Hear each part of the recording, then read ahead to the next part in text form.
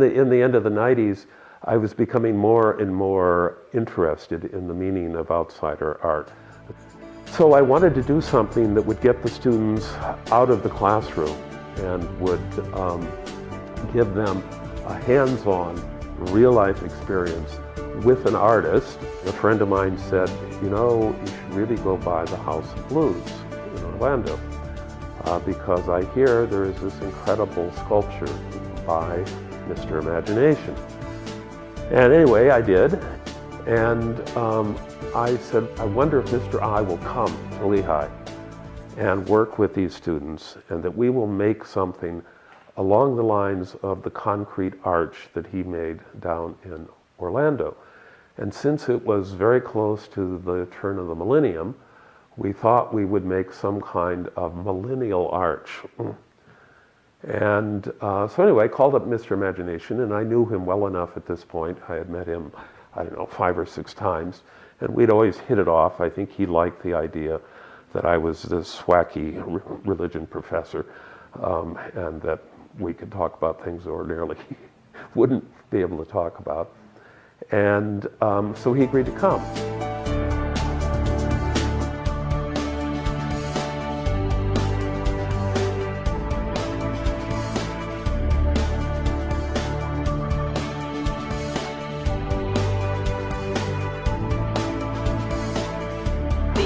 Initial impression that people had of Mr. Imagination when he first moved to Bethlehem is that he was kind of odd, kind of strange. He walked around with a bottle cap cowboy hat that probably weighed about 20 pounds, no joke, and a staff, you know, just down 4th Street.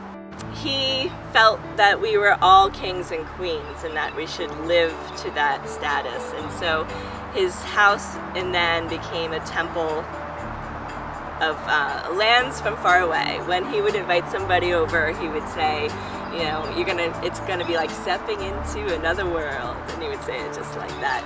And it absolutely was just that. It's stepping into another world. You could almost see Pharaoh or Egyptian type, you know, just lands from another time.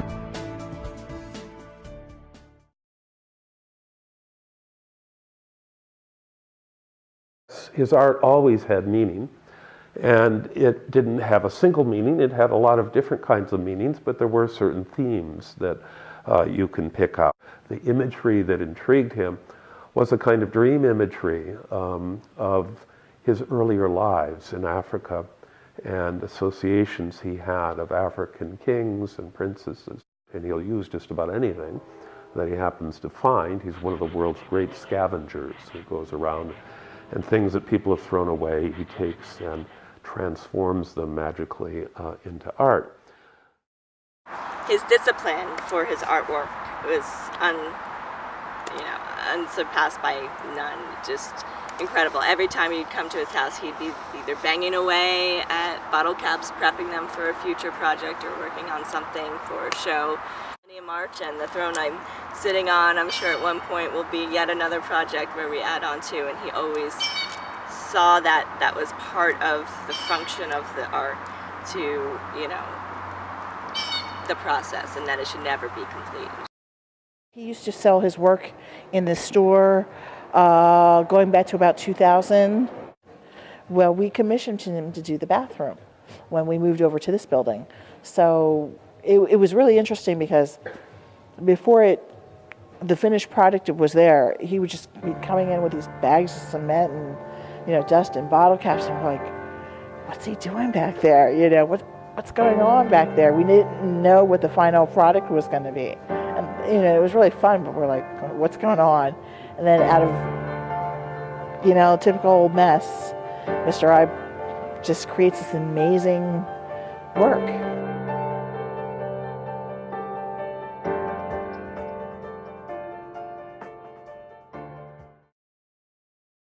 It was important to him to have the experience of college students.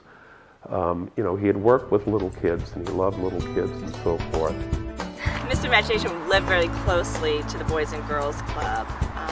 It's pretty much across the street, so he was over there all the time as well. He did get involved with Southside elementary school programs. touch people and he touched communities. I mean, he was very much a social person.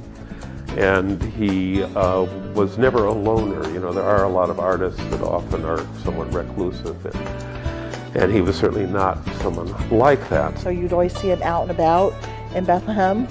He was always in a lot of the fun house. Tally-ho, they saved all their bottle caps for him so that he could do his work.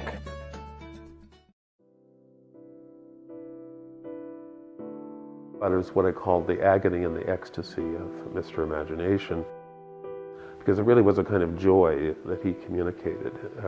He communicated to people that you too are an artist, that you can do something creative. The agony side of it, it seemed in a way that he was stalked by fire, because he had had a fire when he was in Chicago that was very devastating, and he had this horrible fire here in Bethlehem. I want to say January '06 is when the fire was. He was out of town doing a show in Las Vegas, and it happened in the middle of the night. And by the time, you know, fire trucks were there, the house was essentially engulfed. He lost a tremendous amount of his collection. Most importantly and emotionally, he lost his beloved dog Pharaoh, who, you know, they were best friends.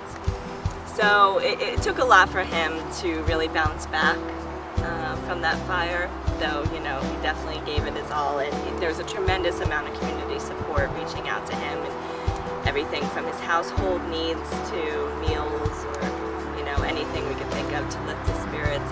And he did quite well, but I think he found that to be kind of a sign from God that it's time for a new chapter in his life. He's a very religious soul.